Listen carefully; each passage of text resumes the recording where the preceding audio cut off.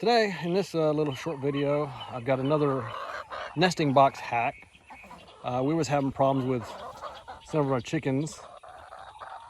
Actually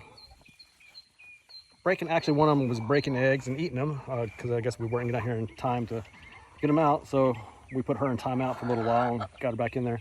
So I modified the chicken boxes I made, and I'll put a link to the video for that, for the boxes we have. And I made them into rollaway boxes.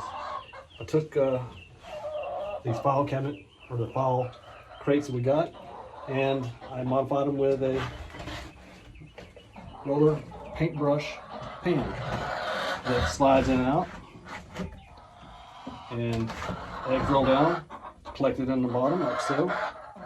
I can show it right there. That's right there. I put another board inside of it. Just grab scraps. This happened to be a 2x6. I'm going to use 1x material, but I didn't have any scraps like that. And attached it inside there. I put the slope so they couldn't get to the eggs while it's inside. And I'm able to pull it out. For some reason, my chickens also like to mainly use this box over here. See? That's all the eggs that they've left me today. We weren't here to gather earlier. So, and it's just a simple 2x6. And we got them mounted up on the wall. And this one they didn't leave any at all. So they prefer that one.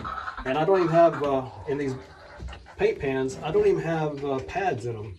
I thought I needed to put one in there, but chickens have been using it fine like that, so it's easy to clean. So that's your your hack for the day. And if you like these videos, please like, subscribe. If you have any comments, questions, concerns, leave them down below, even if they're negative. And if you have any tricks or tips that you have, put them in the comments. And thanks for watching.